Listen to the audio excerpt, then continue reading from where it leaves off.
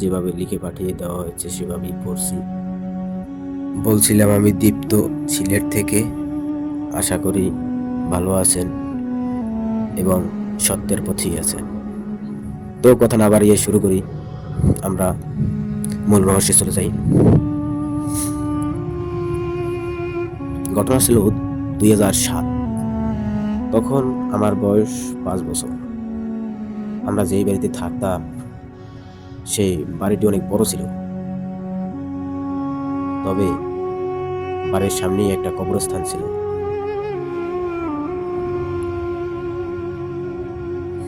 সেখানে আমার দাদা দাদিরও কবরস্থান ছিল।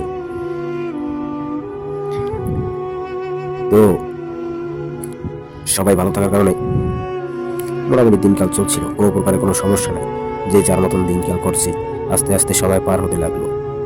যখন 2015 সাল আসলো, তখন আমাদের পাড়ায় বাড়িটি একটু আর কি জায়গা জমি নিয়ে তোলপাট হয়। সে নিয়ে আমিন এসে আবার জায়গা মাপে সবার জায়গা সবাইকে দিয়ে দেয়। তারপরে শুরু হলো শত্রুতা। আমরা ছিলাম 2 ভাই।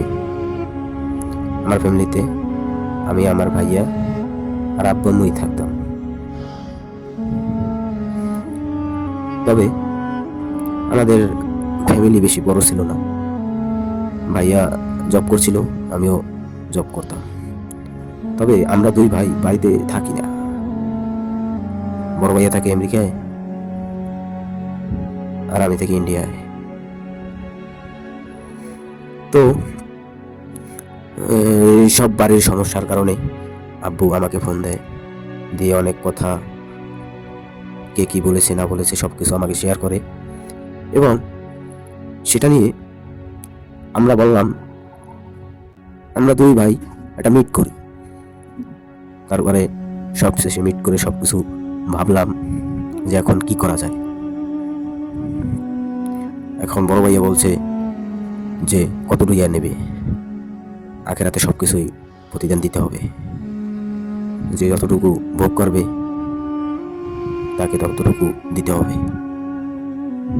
যাই হোক, তারপরে বড় ভাইয়া বললেন, তারপরে আব্বু আম্মুকে আমরা 2 ভাই মিলে বললাম যে ওটা থাক, আমরা আসি, বাড়িঘরে এসে দেখি কি করা যায়, এখন ওভাবেই থাক। সপ্তাহখানিক গেল, মাস গেল। 3 মাসের মাথায় আমরা 2 ভাই প্ল্যানিং করে একসাথে বাড়িতে আসি। বাড়িতে আসার পরে পাড়ার যত লোক ছিল সবাই ভালোই ছিল মোটামুটি, কিন্তু আমার পাড়ার এক প্রতিবেশী। তবে আমরা যখন বাড়িতে আসলাম, বাড়িতে এসে 2-3 দিন থাকলাম, কোনো সমস্যা নাই, কোনো কিছু নাই, সবাই যে যার মতন ঠিক আছে। পরে একদিন আমি হঠাৎ গোসল করে উঠে আমি একটা বীজ রোপণ করছিলাম। তো সেই বীজটা রোপণ করতে আমাকে সেই পাড়ার একজন লোক দেখে ফেলে। তবে সে আমাকে কিছু বলে না। তো আমার সাথে যে উৎপিণ্ড হয়ে আছে তাকে গিয়ে বলে যে, তবে গোসল যেখানে সবাই করে সেখানে সবাই করে, গোসলখানা আমাদের অনেক বড়, সবাই এক জায়গায় গোসল করে, আলাদা আলাদা, ওই পাশে ছেলেরা এই পাশে মেয়েরা। তো যাই হোক, জায়গা জমি নিয়ে এই সমস্যা বিভিন্ন ধরনের। তারপরে আমরা 2 ভাই সপ্তাহখানিক থাকার পরে একদিন হঠাৎ ভাইয়ার কেমন জানি শরীর খারাপ করলো।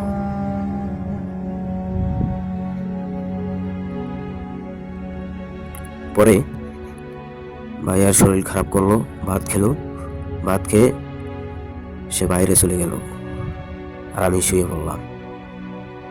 রাতে ভেবেছি সকালবেলা ফার্মেসিতে নিয়ে যাব। রাতে আমি কিছু একটা অনুভব করতেছিলাম যে আমার ঘরটা যেন কেমন বোধহয় লড়ছে।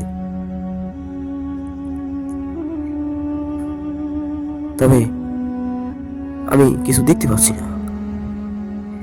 কিছুক্ষণ পার হওয়ার পর আমার মনে এমন অনুভব হলো ভাইয়ার বোধহয় ব্যথা ঠিক হয়ে গেছে।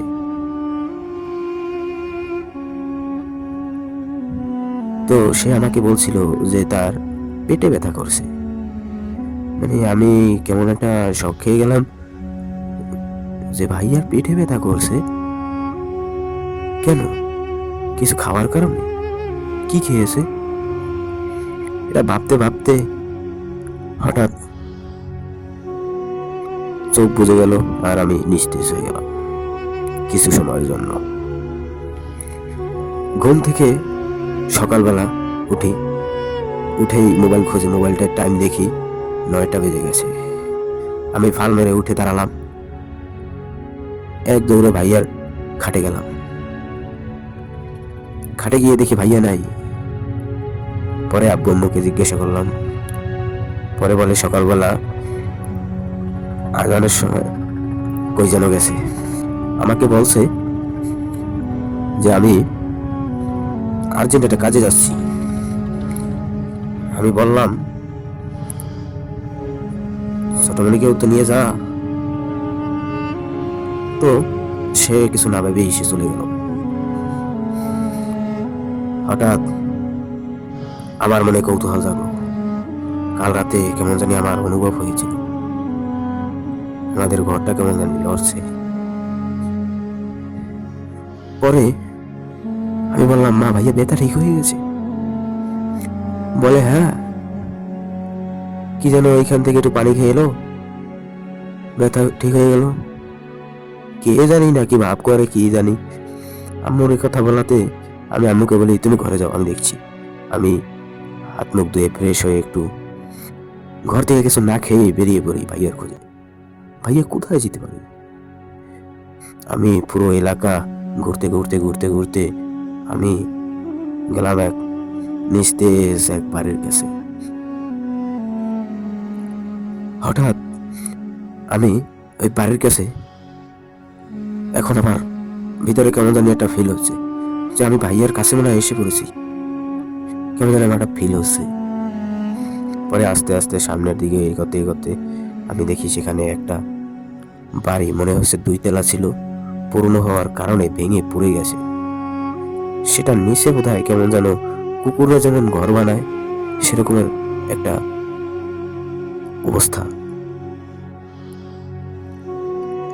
মানে একতলা ভেঙে গেছে, নিচতলা আছে এক কথায়। তো আমি কিছু তো সামনে এগিয়ে এটা চোখে পড়ার পরেই আমি হতাশ হয়ে যাই।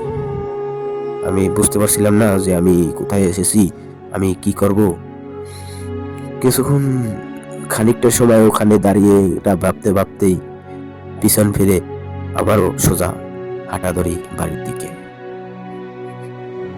দিকে হাঁটতে হাঁটতে কিছু দূরে এসেই দেখি আমাদের পাড়ার একজন লোক সামনে হেঁটে যাচ্ছে। ডাক দিলাম। আমি তাকে বললাম যে এখানে আপনি কি করেন, কেন এসেছেন এখানে? এ তো নিস্তেজ একটা বাড়ি, মনে হচ্ছে কিছু একটা আছে বাড়ির ভিতরে। পরে সে বলে ওই বাড়ির ভিতরে তান্ত্রিক থাকে। আমি বললাম তান্ত্রিক? কিসের তান্ত্রিক? তারপরে সে বলে এটায় কালো জাদুর তান্ত্রিক, অঘরী তান্ত্রিক। আমি বললাম আচ্ছা, তার নাম অঘরী তান্ত্রিক? সে বলল হ্যাঁ। আমি বললাম কেন, আপনি এখানে তার কাছে কি করতে গেছিলেন? তারপরে সে বলল আমাদের পাড়ায় যাদের সাথে তোমাদের একটু গ্যাস লাগানো আছে সেই বাড়িরই একজন লোক আমাকে জিজ্ঞাসা করছিল তাদের নাকি পরিবারে কোনো প্রকারে সমস্যা হচ্ছে, তার স্বামী আসছে না, তার মেয়ের স্বামী আসছে না, টাকা পয়সা দেয় না, বাড়ি ঘরে আসে না, এটা নাকি এটা বলেছিল। তারপর আমি তান্ত্রিকের বাসা দেখিয়ে দেই। তারপরে কিছুক্ষণ একথা বলতে বলতে আমি সেই পাড়ার লোকের সাথে একবারে আমরা পাড়ায় ঢুকে যাই। পাড়ার ভেতরে আসতেই আমার চোখ পড়ে সেই মহিলার দিকে। মহিলা আমার দেখে কেমন জানি একটু থুতুমতু খেয়েছিলেন, কারণ আমি সে যাকে নিয়ে তান্ত্রিকের কাছে গেছে তার সাথেই ছিলাম। এটা ভেবে যে আমি মনে হয় সবকিছু জেনে ফেলেছি, কিন্তু না, আমি তো তখনও কিছু জানতে পারিনি। কেটে গেল 2015, তারপরে 2020 এলো। 2020-এ আমরা মোটামুটি বাড়ি ঘরেই থাকতাম, ওরকমভাবে কোনো সমস্যা ছিল না তাদের ভিতরে আমারও। তো আস্তে আস্তে সবকিছু করে আমরা সুন্দরভাবে জীবনযাপন করতেছিলাম। 6 মাস পরে আমাদের কেমন একটা ফিল হচ্ছে যে আমরা কেমন জানি ঘরোয়া পরিবেশে হয়ে যাচ্ছি। আমরা দুই ভাইয়ের ভিতরে একটা মিল ছিল। কেউ দেখলে বলবে না যে ওরা দুই ভাই, বলবো ওরা দুই বন্ধু। তবে আমরা কিন্তু বেশি ছোট বড় ছিলাম না। আমার ভাইয়া আমার থেকে বোধহয় দুই 2.5 বছরের বড় হবে। তো আমি কিছুদিন আর কিছু সময় এগুলা অনুভবও করতাম। তো যাই হোক, যেটা বলছিলাম, তারপরে ভাইয়ের সাথে কথাবার্তা বলে আমরা আবারও চলে যাই। দিন এগোতে ছিল। তারপরে এলো 2025, আমরাও একটু বড় হলাম। বড় ভাইয়া বিয়ে শাদী করবে বলে মেয়ে ঠিক করেছে। ভাবির সাথে আমার দেখাও হয়েছে, আমার সাথে প্রায় কথা হয়। ভাইয়া দূরে থাকার কারণে, ভাইয়া বেশি একটা সময় না পাওয়ার কারণে আমার সাথে তেমন একটা কথা হতো না, মাঝে মাঝে হতো। তারপরে কিছুদিন পর ভাইয়া দেশে ফিরে এসে বিয়ে শাদী করে আর কি মাস 2-1 থেকে তারপর আবার তিনি চলে যান। এটা বলে যে আমি আর 2 বছর থেকে একেবারে চলে আসব। আর এদিক থেকে আমিও ভাবছিলাম যে আরো যদি 2 বছর থাকে তাহলে আমার বিজনেসটা কমপ্লিট হয়ে যাবে।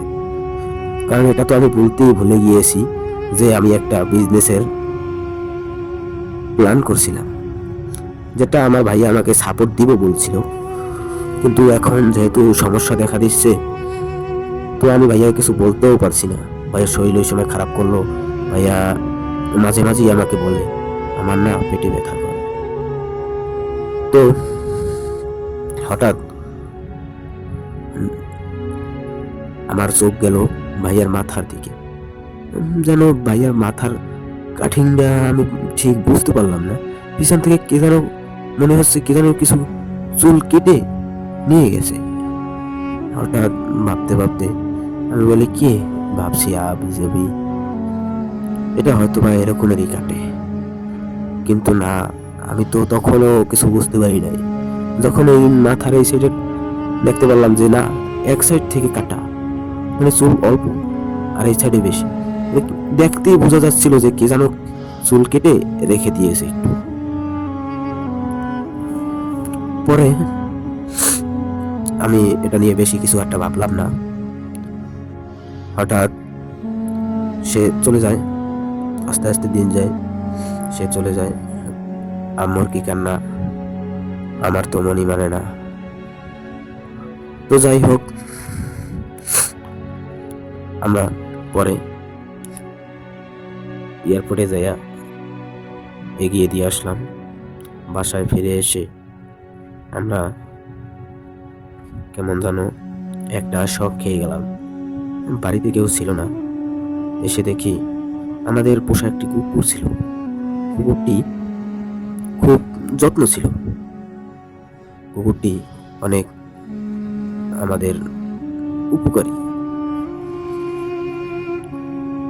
হঠাৎ বাড়িতে ঢুকে দেখি কুকুরটি নেই। ভাবছি হয়তো বা কোথায় যেন গেছে। ঘর খুলতেই একটি বিড়াল লাফ দিয়ে ঘর থেকে নেমে গেল। আমি ঘর খুলতেই কেমন যেন দরজায় চর চর চর চর একটা শব্দ পেলাম ঘরের ভিতরে। পরে সবকিছু খুলে সবাই ঘরে ঢুকে লাইট অন করলাম, কিছুই দেখতে পেলাম না। আমার সন্দেহজনক, হয়তো আমি ভাবতেছি যে এটা আমার মনের ভুল। এটা ভেবে আমি ফ্রেশ হয়ে খাওয়া দাওয়া করে শুয়ে পড়লাম। ঠিক 7 দিন কেটে যায়। 7 দিন পরে ভাইয়া আমাকে ফোন দেয়, বলে, ভাই আমার তো এরকম অবস্থা, আমার তো বুকে ব্যথা শুরু করছে, প্রায় বুকে ব্যথা করে। আমি কই তুমি ডাক্তার দেখাও, ওই দেশে তো ভালো ডাক্তার আছে। তাহলেই বলে ভাই আমি তো ডাক্তার দেখাইছি, ওষুধ যতদিন চলে ততদিন ভালো থাকি। আমি বললাম ভাইয়া তুমি একটা এক্স-রে করো, দেখো তোমার বুকে কি সমস্যা। তারপরে সে আচ্ছা বলে কেটে দিলেন। তারপরে আমি ভাবতে লাগলাম যে এই পেটে ব্যথা, এই বুকে ব্যথা, আমি তো কিছু বুঝতে পারছি না। তারপরে সপ্তাহখানেক পরে আব্বু আমাকে ফোন দেয়, আমিও লাইনে না থাকে একবারে সিমে ফোন দিই। প্রথমে আমি ইন্ডিয়ান সিম দেখে আব্বু ভাবছিল হয়তো বা কে জানো। পরে আব্বু ধরে আব্বুর সাথে কথা বললাম আমি, তারপরে গলা শুনি সে ওই পাশ থেকে সাড়া দিয়েছিল, দীপ্ত, এই দীপ্ত, এটা কার নাম্বার? বলতেই আমি বলি আব্বু এটা আমার নাম্বার। আম্মু কোথায়? বলে সে ঘুমায়। কয় আমার তো মাঝে মাঝে বুকে ব্যথা হয়। আমি তো বেশ অবাক, ভাইয়া বলছে বুকে ব্যথা, আব্বু বলছে বুকে ব্যথা, আমি তো কিছু ভাবতে পারতেছি না, না কিছু একটা সমস্যা হয়েছে। পরে এগুলো ভাবতে ভাবতে আব্বুর সাথে কিছুক্ষণ কথা বলে তারপরে তাকে ঘুমাতে বলি যে বিষয়টা আমি দেখতেছি, যে বড় একটা ডাক্তারের কাছে তাদেরকে নিয়ে যাব বলছি। তো আমি কলটা কেটে দিয়ে একা একা কিছুক্ষণ বসে ভাবছিলাম যে কি করা যায়। তারপরে তবে আমার স্থান ছিল ইন্ডিয়াতে, একটা জব করতাম, সেখানেই আমি থাকতাম। আমি একদম বাসিন্দা হয়েই থাকতাম, কারণ ছোটবেলা থেকে এখানেই পড়ালেখা করা শুরু করেছি। তো আমি থাকতাম কলকাতা শহরে কোনো এক নদীর ধারে। পরে আমার সাথে আশেপাশে থাকা লোকদের সাথে জিজ্ঞাসা করলাম যে এরকম এরকম সমস্যা, কি করা যাইতে পারে। ডাক্তার এসে এখন আমাকে আমার সাথের একজনই বলল যে তুমি ডাক্তারের কাছে যেতে পারো, ইন্ডিয়ায় ডাক্তাররা নাকি অনেক ভালো, তাদের নাকি অনেক দক্ষ। তারপরে সে বলল আমাকে যে হয়তোবা ঠিক হয়েও যেতে পারে তার কথা অনুযায়ী চললে। তারপরে আমি ভাবলাম যে গিয়েই একবার দেখি কি হয়। তারপরে তার সাথে যাওয়ার পরে সাক্ষাৎ করলাম। সাক্ষাৎ করার পরে আমি সবকিছু ঘটনা খুলে বললাম। তিনি একটু বৃদ্ধ টাইপের ছিলেন, তবে ওনার কথাবার্তা অনেক ভালো ছিলেন, মনে হচ্ছিলেন যে তার কথার ভিতরে একটা মায়া আছে। পরে হঠাৎ বলল যে এ তো বুকের ভেতর এক্স-রে করছে, এক্স-রে করে তারপরে আমার সাথে জানাও। এক্স-রে করার পরে ভাইয়া আমাকে রিপোর্ট দিল যে আমার ব্যথা হচ্ছে, কিন্তু আমার এক্স-রে ভিতরে আবার কিছুটা নাই, আমার সবকিছু ঠিক আছে, কিন্তু আমার মনে হচ্ছে আমার অনেক বুকে ব্যথা করছে, মাঝে মাঝে ব্যথা হয়, ভাই তুই বিশ্বাস কর। পরে আমি বললাম রিপোর্টটা আমাকে স্ক্রিনশট দিয়ে পাঠাও। তারপরে আমাকে রিপোর্ট দিলেন। রিপোর্টটা আমি ভালো করে দেখলাম, দেখে বেশ অবাকই হলাম যে কোনোখানে কোনো সমস্যা নেই, অথচ বুকে ব্যথা। ভাইয়া যদি বুকে ব্যথা নাই হয়, ভাইয়া এমন আমার সাথে করবে কেন? ওদিকে আব্বুও বলছে তার বুকে ব্যথা। দিকে ভাবতে ভাবতে আমারও মাঝে মাঝে শুরু হয়ে যায়। আমিও কোনো সময় যদি কোনো বেশি একটা প্রেশার নিয়ে ফেলি, তাহলে আমারও মাঝে মাঝে বুকে ব্যথা হয়। তো যাই হোক, হঠাৎ আমি বসে বসে ভাবছিলাম যে কি করা যায়। তারপরে আমার পাশে থাকা একজন রুমমেট, তার কাছে আমি তান্ত্রিকের কথা জিজ্ঞাসা করলাম যে আচ্ছা আমি ভালো তান্ত্রিক পাবো কোথায়? কারণ আমার মাথায়, আমি ছোটকালে কেমন যেন আমার একটা ভূতের একটা ভয় ছিল।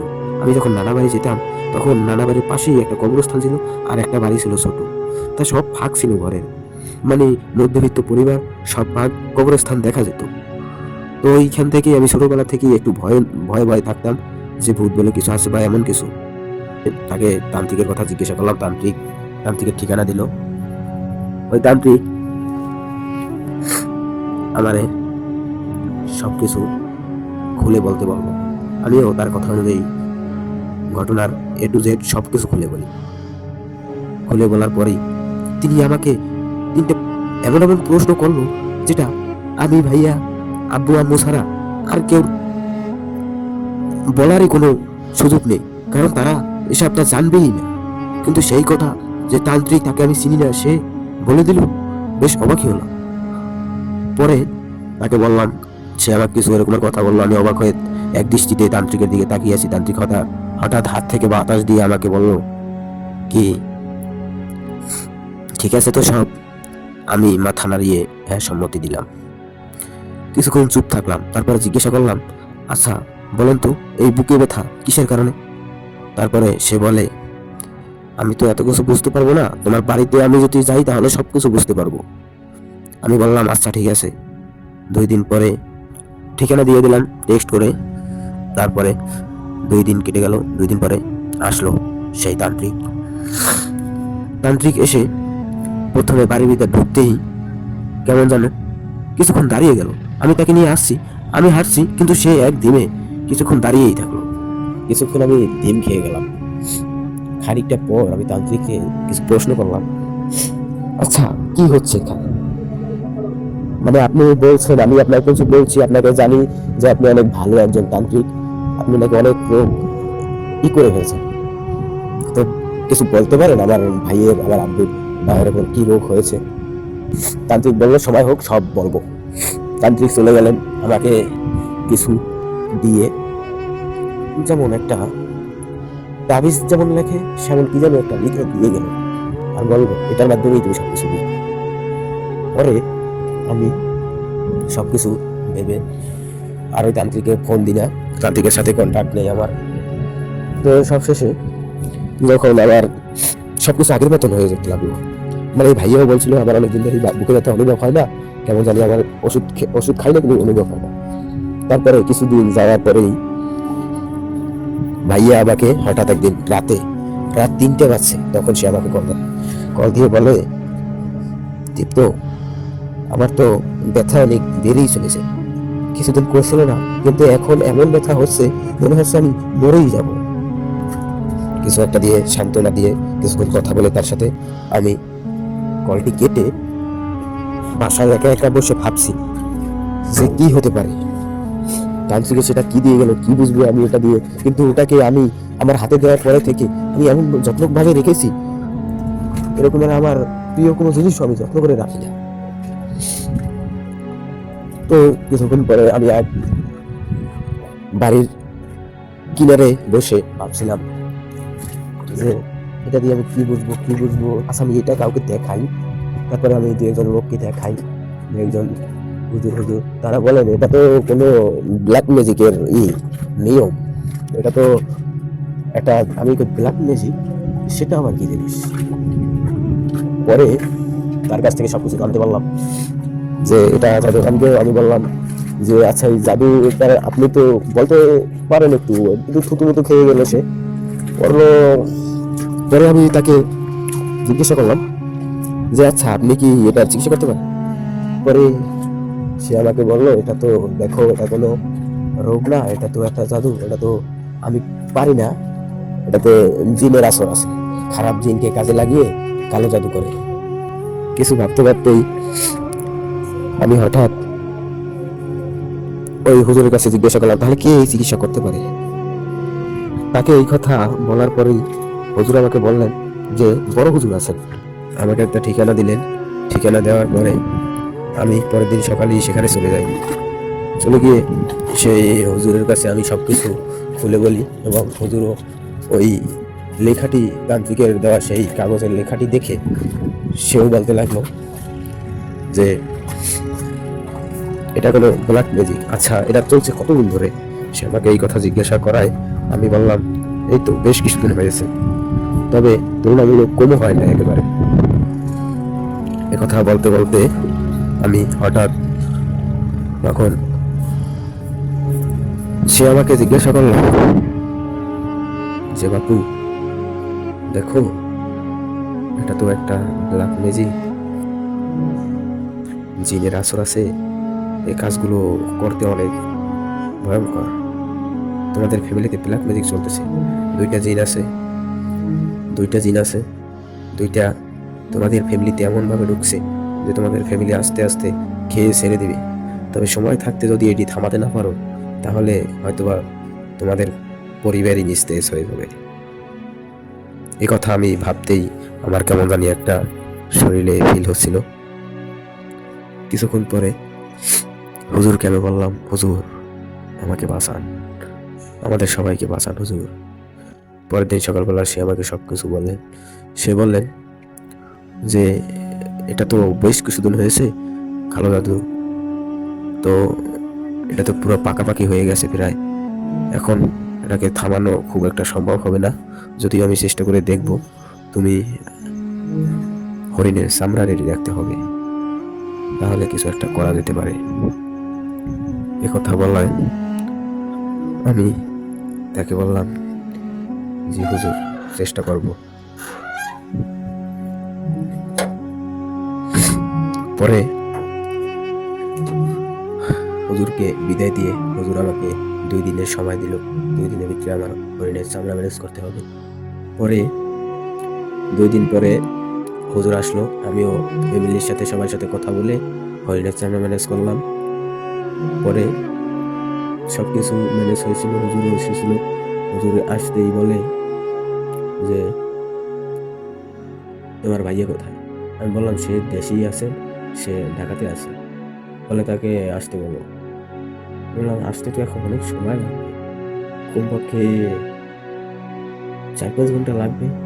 সে বলল আমি এখানেই আছি, ততক্ষণে এই বাড়ি আমার দখলে নিয়ে যাব, তার ভিতরেই তোমার ভাইয়াও চলে আসবে, তুমি বলে দাও। হুজুরের কথা বলায় আমি ভাইয়াকে কল করে ভাইয়াকে বললাম, ভাইয়া তুমি কোথায় আছো? ভাইয়া বলল আমি তো মিরপুরে। পরে আমি বললাম যেখানে আছো এই মুহূর্তেই গাড়িতে উঠে পড়ো বাড়ির উদ্দেশ্যে, সবকিছু বাড়ি আসলেই বলবো। ভাইয়াও মনে হচ্ছিল কি যেন হয়েছে বাড়িতে, কি কি একটা হয়েছে। ভাইয়াও তাড়াহুড়া করে কিছু না ভেবেই রওনা দিয়ে দিল। পরে সবশেষে সে আসলো। আসার পরে ওই তান্ত্রিক 4-5 ঘন্টা কেটে দেয়। তারপরে তান্ত্রিক ভাইয়াকে বললো যে তুমি ওখানেই দাঁড়াও, আমি না বলা পর্যন্ত তুমি বাড়ির ভিতরে ঢুকবে না। কারণ আমি বললাম কেন? কথা বলে হুজুর আমাকে বললেন যে তোমার ভাইয়ের উপরে এখনো সেই খারাপ জিনের আসর আছে। তারপরে কিছুক্ষণ ভাবলাম যে কালো জাদু এটা কি করেছে বা কি, আমি তো এটার আগামোড়া কিছুই বুঝতেছিলাম না। পরে আমি এই কথা ভাবতে ভাবতেই আর কিছু না বলে পরে হুজুর যেটা বললো আমি ভাইয়াকে সেটাই করতে বললাম। ভাইয়া ছিল ওখানে দাঁড়িয়ে। কিছুক্ষণ পরে হুজুর কি যেন একটা পরে চারপাশে ফু দিয়ে তাকে ভিতরে ঢুকতে বললো। ভাইয়া ভিতরে ঢুকেতেই কেমন জানি একটা আচমকা কেঁপে উঠলো আর কি। বাড়ির আঙিনায় পাড়া দিতেই কেমন জানি একটু কেঁপে উঠলো। কাঁধে ছিল ব্যাগ, হাতে ছিল ব্যাগ। পরে কিছুক্ষণ পরেই তিনি ভিতরে ঢুকে বসে। আম্মু আব্বু তাকে ঘরে নিয়ে যায়।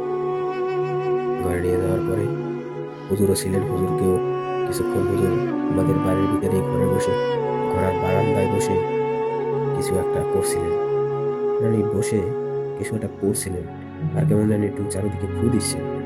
পরে আমি কিছু না বোঝায় হুজুর সবকিছু করে আমাকে বললেন যে রাতে আমার সাথে একজন থাকতে হবে। পরে আমি আব্বুকে বললাম, কারণ আমার অতটা সাহস হচ্ছিল না। পরে আমি সবশেষে ভাবি যে আব্বু তো অসুস্থ, তাকেও তো মনে হয় তার উপরেও আসর আছে। তো সবকিছু ভাবতেই আমি চিনতে পারলাম, হুজুরে বললাম যে হুজুর না থাকলে হয় না। তারপরে সে আমাকে বলল যে ঠিক আছে, আমি রাতে একাই থাকবো, কিন্তু আমার একটা মোমবাতি লাগবে আর একটা মশাল আর একটা লাইটার। তারপরে তাকে সব দিলাম। দেওয়ার পরে সে রাত হলো, আমি রাত 1টা বাজছে, তখন হুজুর আমাকে কল দিল। সিমে কল দেওয়ায় আমি হঠাৎ ঘাবড়ে গেলাম। হুজুরকে একা রেখে এসেছি বাহিরে। তারপরে হুজুর আমাকে আমি হুজুরের কলটা ধরলাম। ধরার পরে হুজুর আমাকে বলতে লাগলো, দীপ্ত ভাই ঘুমান। তারপরে আমি সারা শব্দ প্রথমে না দিয়ে পরপরই দুবার জিজ্ঞাসা করলাম, হুজুর হুজুর বলেন। তারপরে সে বলল যে কালকে সকাল 8টায় সে সবকিছু জানাবেন বলে ভাবছেন। আমি বললাম আচ্ছা, আপনার যা ইচ্ছে। পরে এটা বলেই কলটা রেখে আমি হঠাৎ ঘুমিয়ে পড়লাম। সকালবেলা আমার ঘুম ভেঙে যায় ফজরের আজান শুনে। আগে কেমন জানো কানে আজানও শুনতাম না, বাড়িতে আসলে কোনো আজান শুনতাম না। কেমন যেন ঘরের ভিতরে থাকলে কোনো বাইরের শব্দ ঘরের ভিতরে আসতো না। সকালবেলা উঠে আমি দেখি আব্বু আম্মু নামাজ পড়ছে। আমি হাত মুখ ধুয়ে আমাকে, তবে আব্বু আম্মু অনেক চেষ্টা করেছে নামাজ পড়ানোর জন্য, কিন্তু আমি পড়ি না, মাঝে মাঝে। পরে আমি ফ্রেশ হয়ে হাত মুখ ধুয়ে আমি খাবার টেবিলে বসে হালকা পাতলা কিছু খেয়ে নিই। তারপর আমি বের হলাম সামনের দিকে। হুজুরকে কালকে যেখানে দেখে যাচ্ছিলাম বাড়ির সামনে একটি বাগানের কোনায় একটি বট গাছের নিচে সে সেখানে ছিল। রাত্রে আমাকে বলছিল যে সেখানে আছে। তো আমি এখানে এসে কিছু না দেখায় হুজুরকে আবার ফোন দেই। 2-3 বার ফোন দেওয়ার কারণে ফোন বন্ধ বলছে। পরে কিছুটা সময় পরে আবার কল দিলাম, দেখি কল দিচ্ছে, হুজুর কল ধরছে। বলছে দীপ্ত ভাই কই গেছেন, মাঠে আসেন। তারপরে পাড়ার এক কোনায় থাকা মাঠে তার সাথে মিট করলাম। তিনি একাই দেখি সেখানে দাঁড়িয়ে আছেন এবং আমাকে বললেন, আমি বললাম যে কি করতে পারি, কি বুঝলেন আমাকে একটু বলেন। আপনি তো বলছিলেন যে সবকিছু জানাবেন, এখন আপনি কি বুঝলেন? বলে তোমাদের উপর থেকে জিনের আসর কেটে গেছে। বললাম কিভাবে? তারপরে বলল যে তোমাদের সবকিছু, তোমরা ফ্যামিলি সহ মৃত্যুর কাছাকাছি যাইতে লাগছিল। হুজুর আমাকে সবকিছু খুলে বললেন যে দেখো, এটা একটা ব্ল্যাক ম্যাজিক, এটা কোনো তান্ত্রিক বা কোনো খারাপ লোক, খারাপ মানুষ এরা ইউজ করে এটি। তাবিজ তোমার যে বলে থাকে কুফরি কালাম, এটা হলো সেই জাতীয়। পরে আমাকে হুজুর সবকিছু বাগিয়ে বললেন যে খারাপ জিন দিয়ে এরকমের করা হয়, টাকা দিয়ে মানুষ এগুলো করায়। পরে আমি সবকিছু বুঝলাম। পরে আমি হুজুরকে, কিন্তু আমাদের উপর কেন এই কাজটি করা হয়েছিল হুজুর, আমি তো এটা বুঝতেই পারছিলাম না। পরে সবকিছু বলতে হয় না, সবকিছু যদি আমি বলে দিই তাহলে আমারই অনেক বড় সমস্যা হবে। পরে আমি হুজুরকে জিজ্ঞাসা করলাম, আচ্ছা ঠিক আছে হুজুর। তারপরে সে আমাকে বলল যে তোমাদের উপরে যে আসরটা পড়েছে এটা কেবল জাগা জমির জন্য, মানে এটা চেয়েছিল যে তোমাদের ফ্যামিলিতে ঢুকে তারপরে সে তোমাদের ফ্যামিলি শেষ করে দেবে এবং তোমাদের কোনো সম্পত্তির অধিকার সে থাকবে না। তারপরে ওই সম্পত্তি সে দখল করে নেবে। তো আমি বলি এই কাজ কি করতে পারে?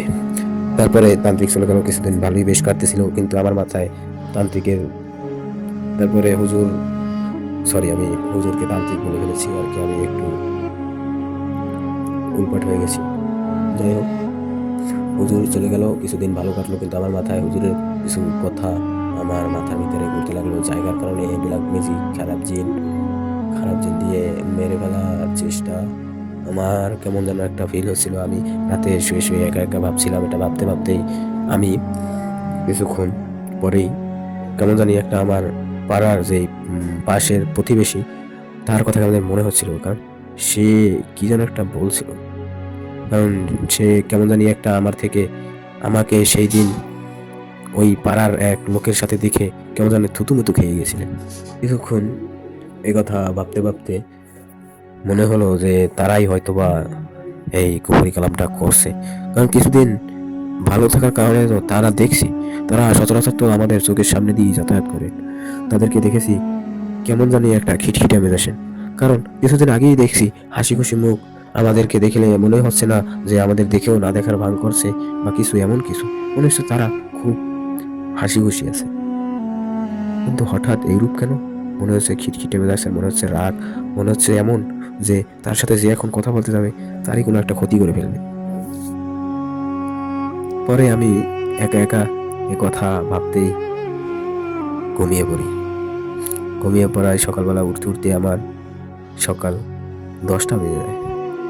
উঠে আমি বাহিরে না গিয়ে বাসার ভেতরে সব কিছু ক্লিয়ার করে আমি কিছু না খেয়েই বসে আছি। আর আমি কেমন জানি হয়ে যাচ্ছি।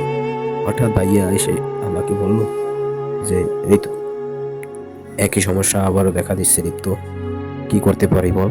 কিছুদিন তো ভালো ছিলাম, আবারও সেই দেখা দিচ্ছে ব্যথা।